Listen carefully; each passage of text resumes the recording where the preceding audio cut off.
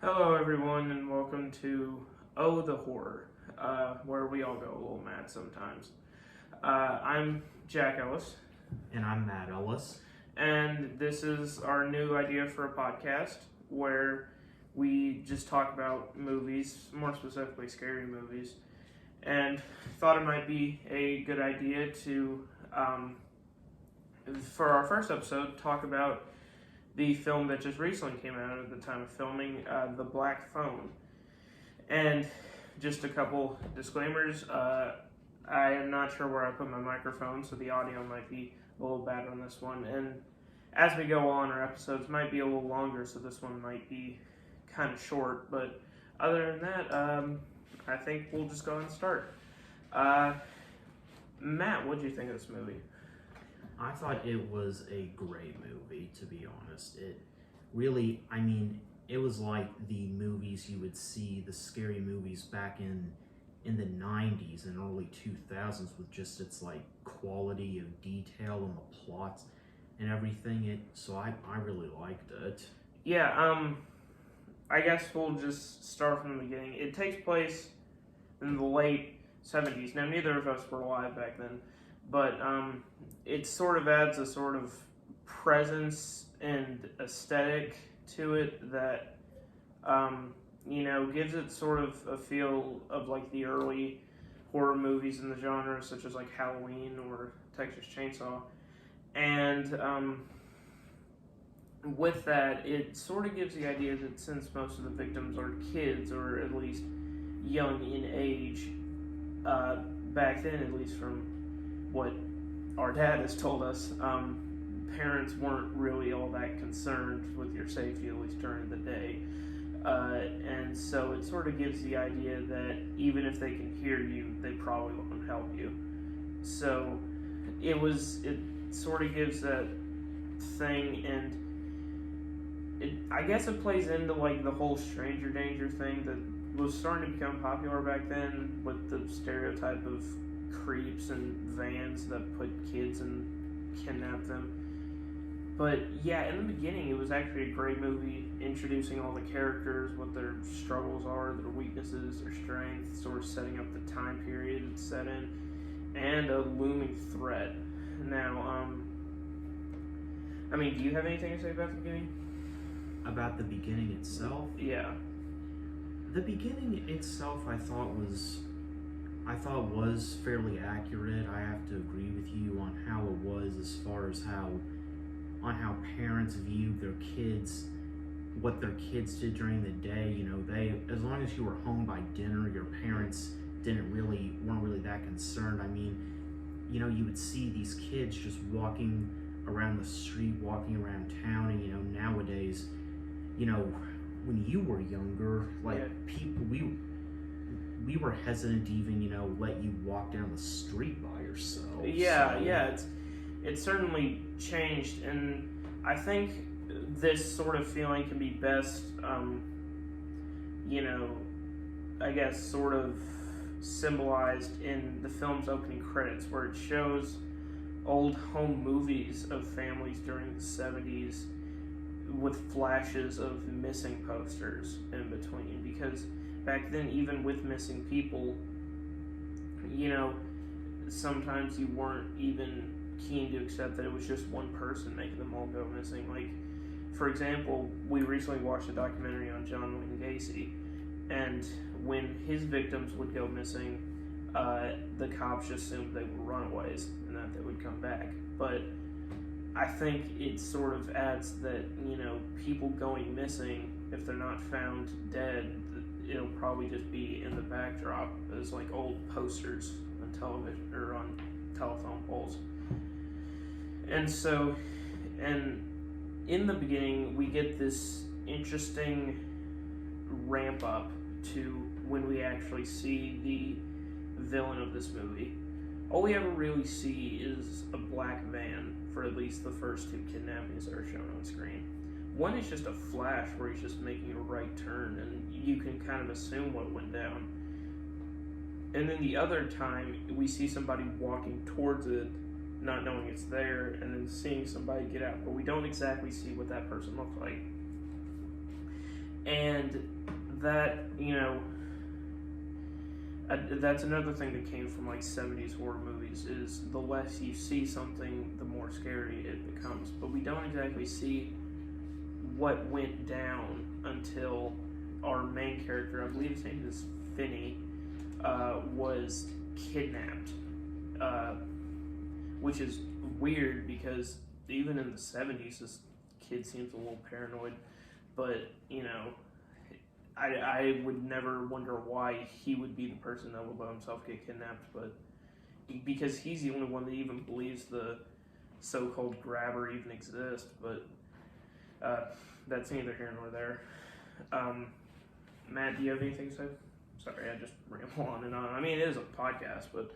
Oh, you're fine. Yeah, I was just gonna say, it really was kind of an introduction to the idea of kids being kidnapped in advance, because the rates of people nowadays being kidnapped has just gone up so much from what it was in the 70s. And nowadays we also have the technology to deal with that type of thing.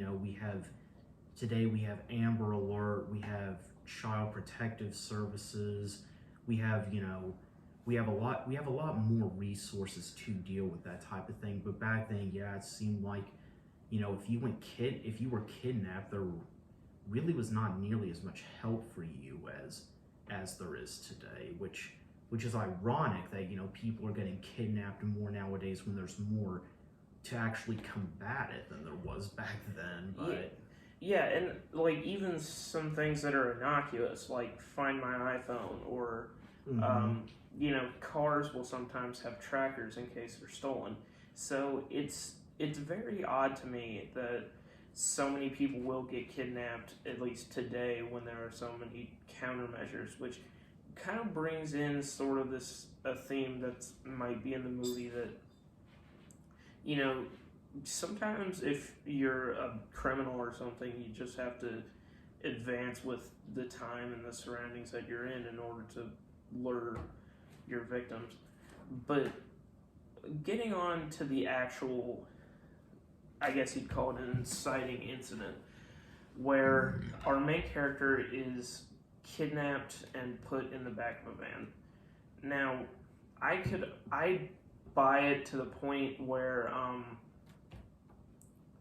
like the kid is walking down the street, the guy spills his groceries or something, and he's really upset about it, and the kid just wants to help him. That part is fine, because any of us would do that. But then he's like, do you want to see a magic trick? And do you want to see what I have inside my van? And it's just like, this guy is just the creepiest freaking person I've ever seen. And, I guess since we weren't really familiar with, that's why people like Gacy or Bundy were able to get away with it for so long, because we didn't know what kind of people these people were as far as serial killers. I think what really interested me about the scene where he gets kidnapped is the whole spilling the groceries things, because that's actually what Ted Bundy used to do. He would have like a fake arm sling, and he would like drop his books outside the libraries and ask people to help him pick them up, and then he'd like hit them over the head with something. And so that's sort of brought into what how he would kidnap. But the thing that really confused me about this scene, I don't know if this is accurate, I'm not an expert on this sort of thing, but if he would have like hit him over the head with something or gave him some sort of drug or something like that, it would have been fine. But he put his head inside a bag and filled it with spray paint. Does spray paint actually knock you out? It can. It can? Jeez, I actually didn't know that. So, and I probably wouldn't have even thought that until I saw this movie. But yeah, that's a really interesting scene as far as just the dynamic of how the characters work out. But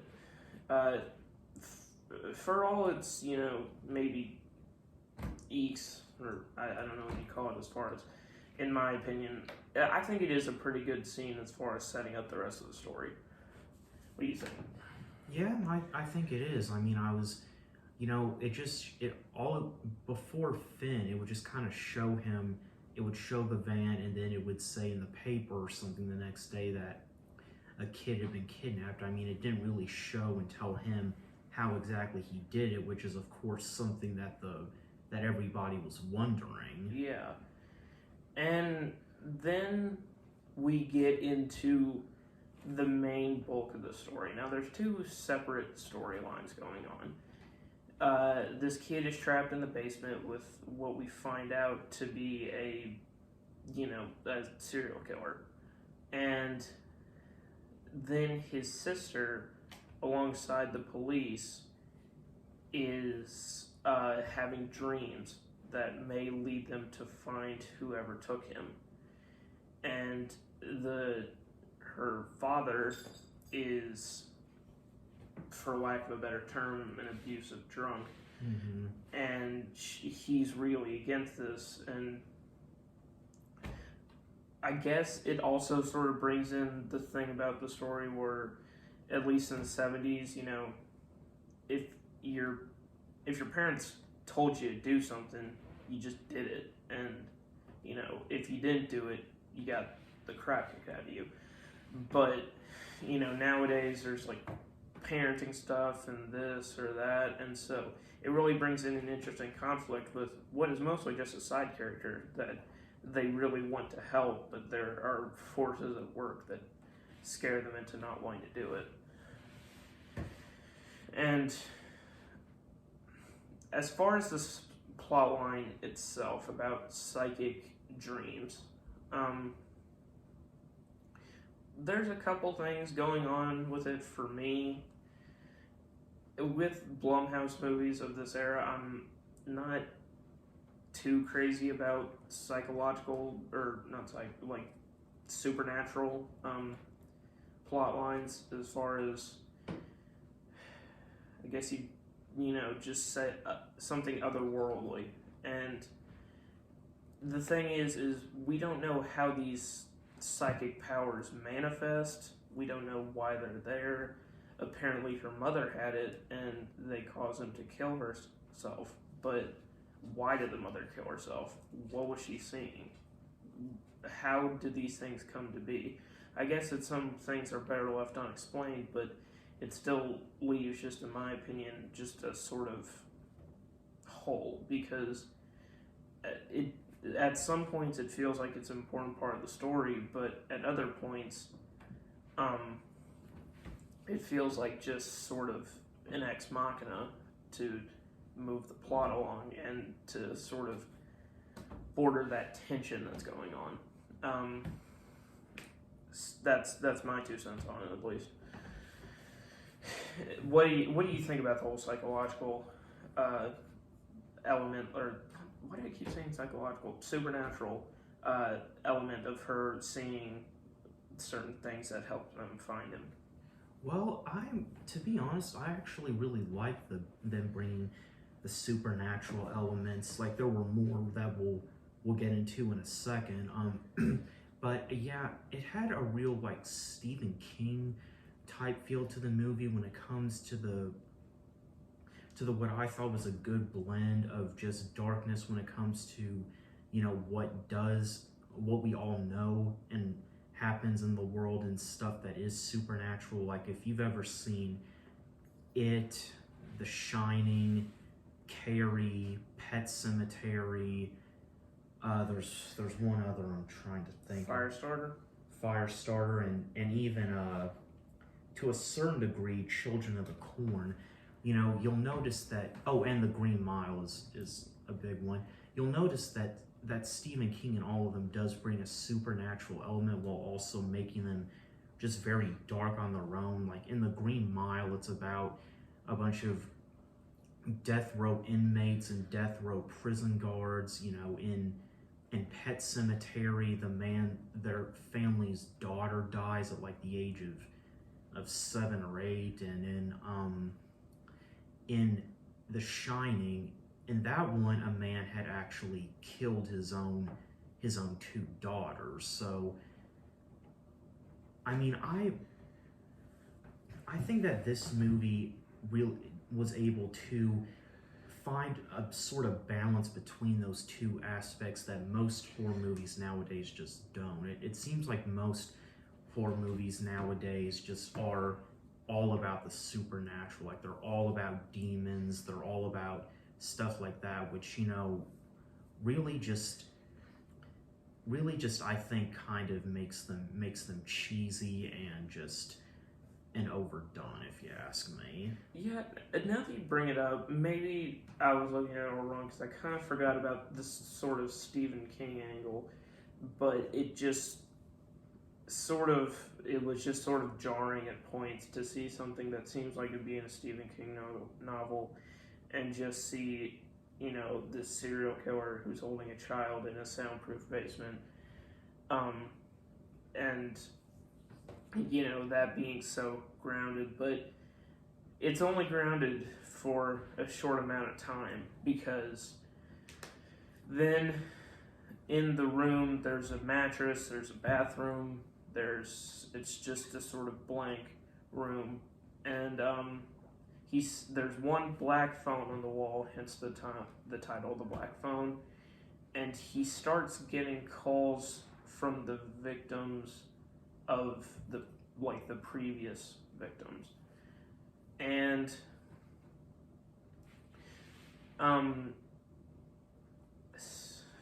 I mean, yeah, I've sort of gone first on the other topics. Now, what do you think about the subplot about the black phone and all the other victims being on it, helping them try to escape? I thought that was actually a really nice addition to the story, along with him being kidnapped, is having those people from the past call him and try to actually help him out of it. It really, like, you know, it helped with that natural balance I was talking about, but it also kind of made you think, you know, what exactly are they, like, it kind of, you know, helped you, the fact that you knew that if he was able to kill the kidnapper, he would be able to get justice for his past victims as well, kind of really helped you, you know, root. I mean, we all wanted to see him get out of there, but it really kind of helped, like, you know, get your adrenaline up to think, you know, could he, because if he gets out of this and kills the grabber, then he also will have made those voices on the phone happy. So, you know. Yeah, and another thing that sort of adds to that tension is that a previous victim of the kidnapper was actually the main character's best friend, and that sort of kicks in the question that's at sort of the heart of this movie, which is the main character's sort of character arc is fight or flight, because he has a chance to do either, but what he really needs to do is both to win in the end. And the kids being I guess, like, trapped in the phone and, you know, giving him all these clues to help him escape. Coming out of the theater, I described this movie as, quote, an escape room from hell. And in a sort of way it was like that. And, you know, the kids, again, with that supernatural aspect, I'm not really sure why they are in the phone, as far as, like, are they trapped in that room until the kidnapper is dead? Are they in heaven? Are they in hell? And, you know, and even at one point in the, you know, even at one point, I think it's one of them, the main character just asks, why are you helping me? And then they all just say, I mean, it's not about helping you, it's about destroying him. And, you know, I think that's something we can all sort of root for, is revenge. And I love the way that all of them give an individual clue, because I thought that maybe the last clue was going to be the one that gets him out of there, and the rest of them were sort of, I guess, duds, you'd call them.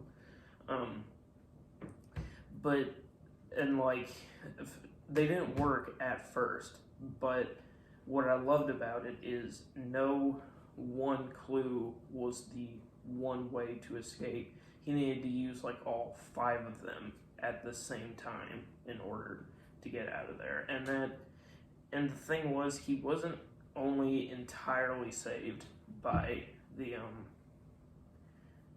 what was it, the phone calls. The kid himself was smart on his own and was figuring out ways to escape.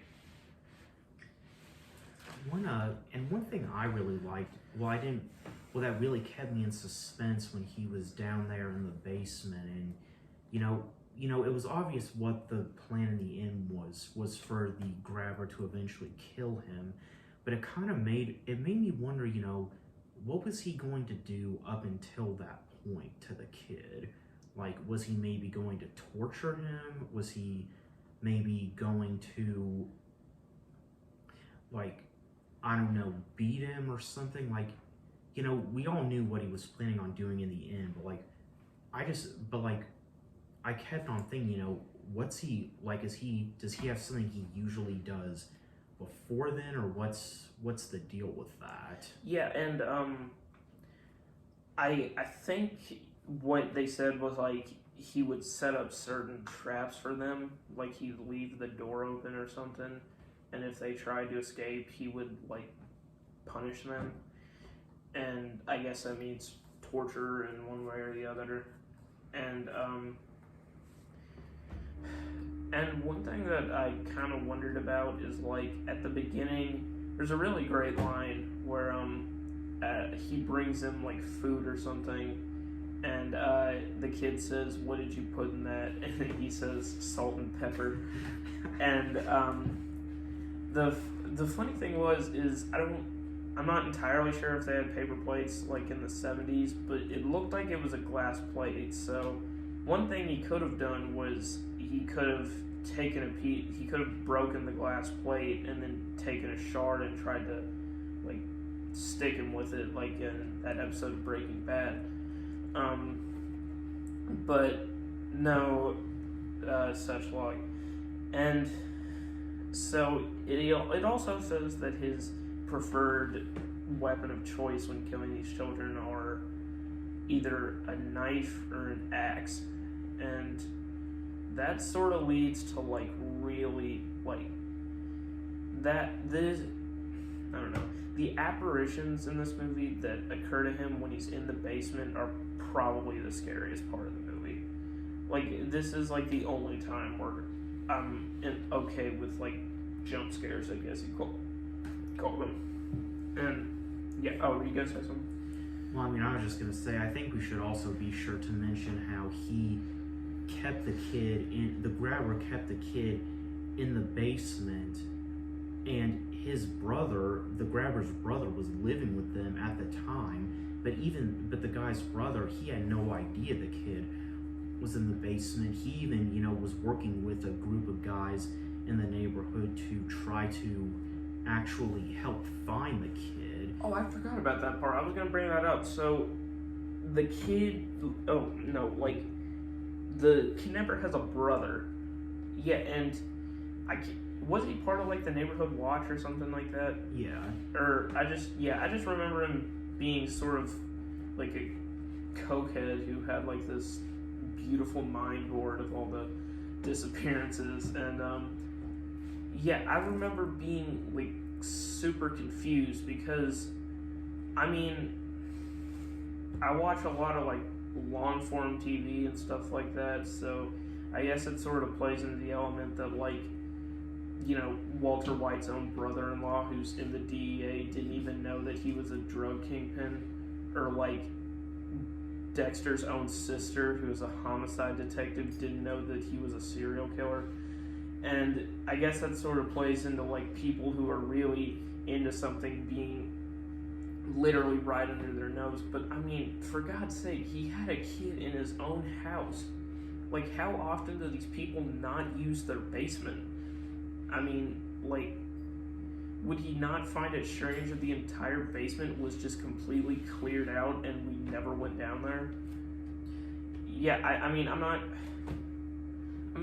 really trying not to, like, do any sort of, like, CinemaSins bullcrap on this, but, it's just like, sometimes it just, he like has like this map where anybody could have been like living inside this area, and the house where he stores these bodies is directly across the street.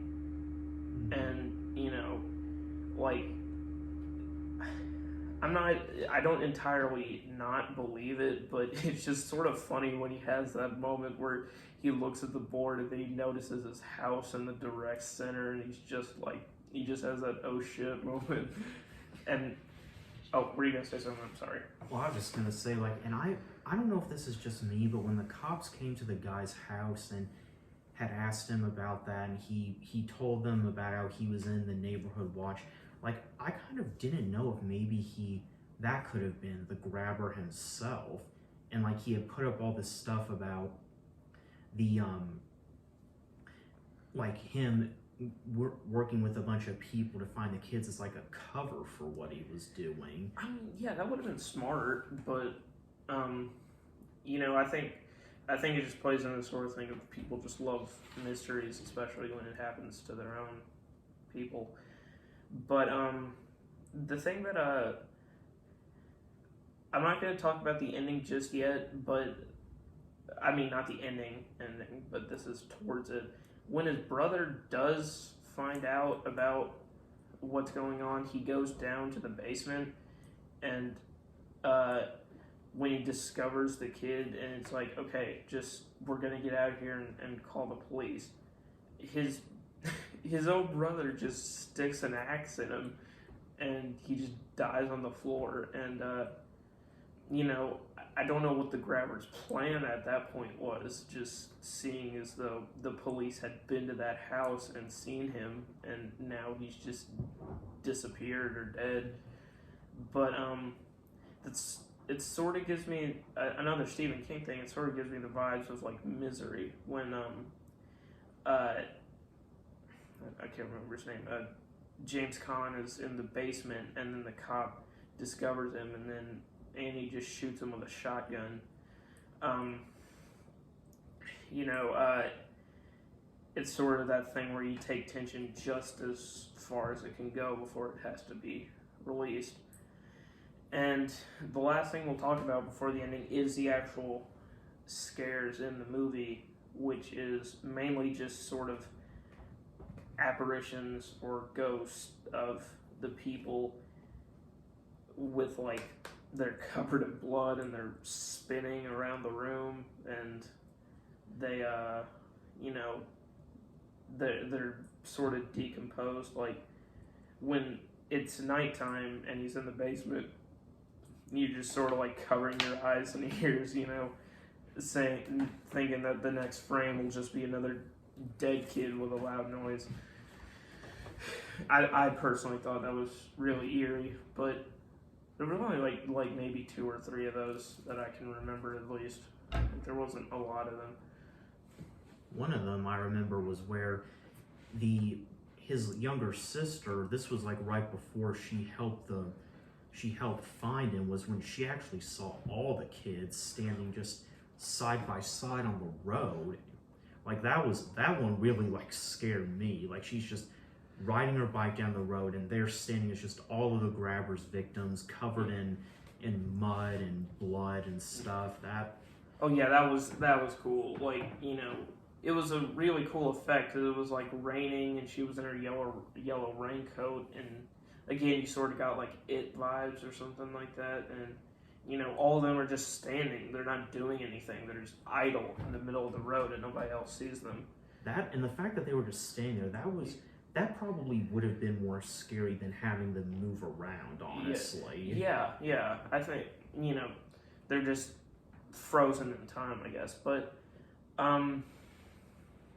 so, I guess now we'll move on to the ending. Well, one part in it that I actually thought was pretty funny was where when I mean, this was unintentionally funny, but it seemed like when Finney was his name? Yeah, Finney, something like that. Yeah, when they first showed the grabber without his mask, and he was like, he came out there, he had the long black hair, the pale skin, the hat and the big sunglasses, I mean, he kind of looked like Michael Jackson, which, considering what was going on, that kind of...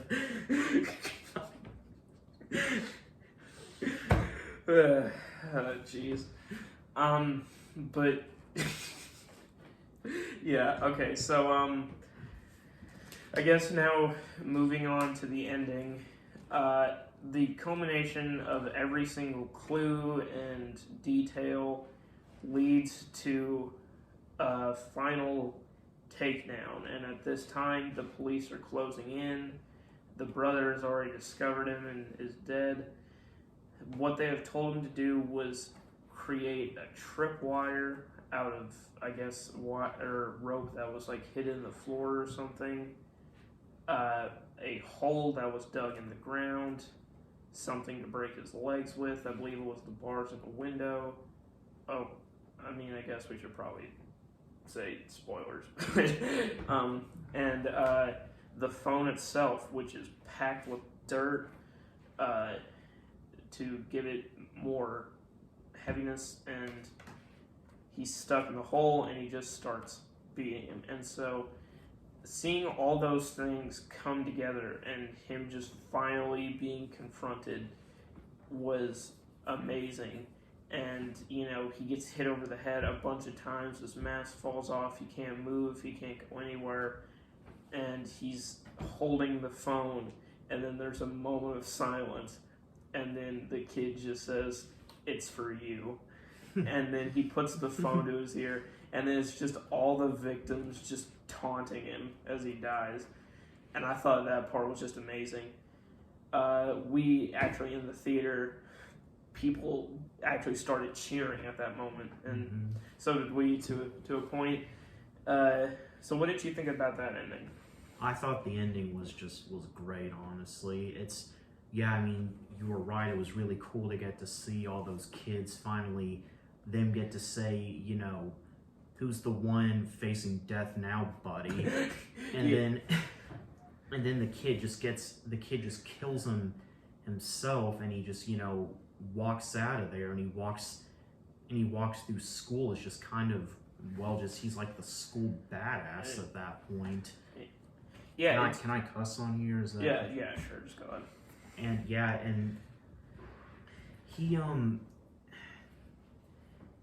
he also even was like, he still managed to keep his humanity. Like, the dog was there, and it was still wanting to hurt the kid. The guy had a dog, and he wanted to make Finney, what was his name?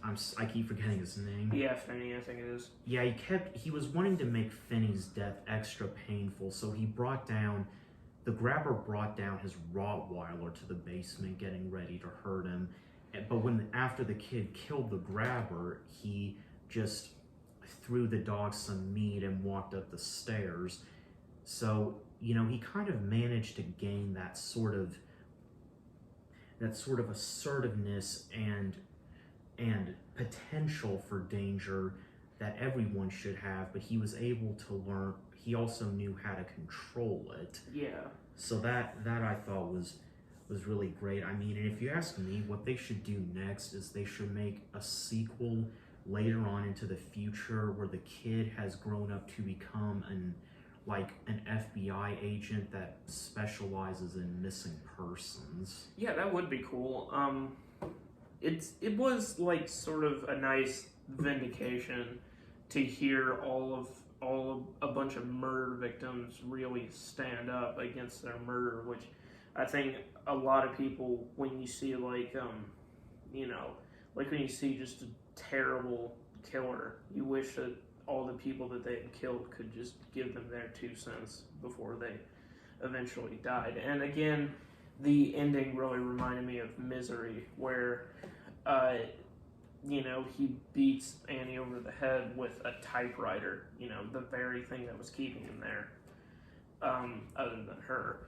And yeah, it's one of those movies like Misery where it's just a kidnapper and a kidnappee, and it's a battle of wits until the end. And then when he walks, we'll first talk about the cops investigating the house that she saw in her dream. the house is completely empty, and you think for maybe a second that it like is the house and he's just in the basement, but they get down to the basement and it's empty except for dirt with a bunch of bodies around. So it's a separate house where he keeps his bodies. That, I always do like that sort of twist, but to me it felt just a little bit too much like Silence of the Lambs, where they think they're invading James Gunn's house. It was pretty secluded, but you know, it had to smell down there something awful. And then while all the cops are over there, Finney just walks out of the house, like he's just straight out walks out of the bowels of hell and just comes out clean on the other side.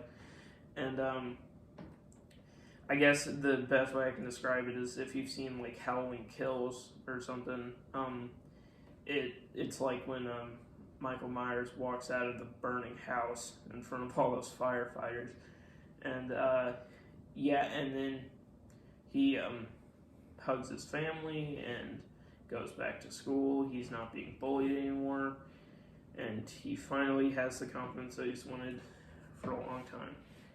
And anything else to say on the movie itself? I don't really have anything else to say on the movie. I thought it was great. I thought, you're right. I was glad that, a lot of horror movies tend to end with these, little like cliffhangers or where just everybody gets screwed. But no, in this one it was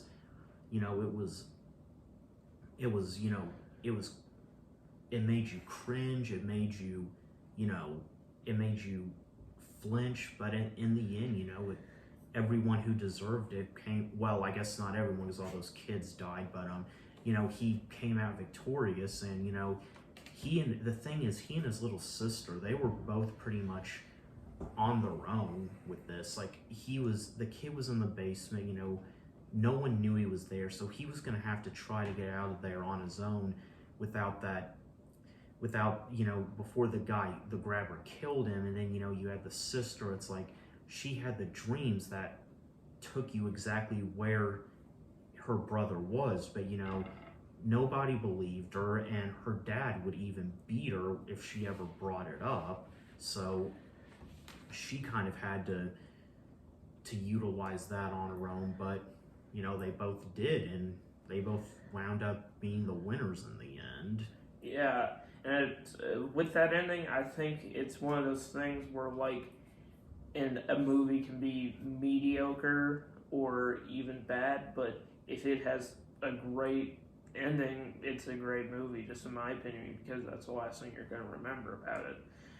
And yeah, I think it was a fantastic movie.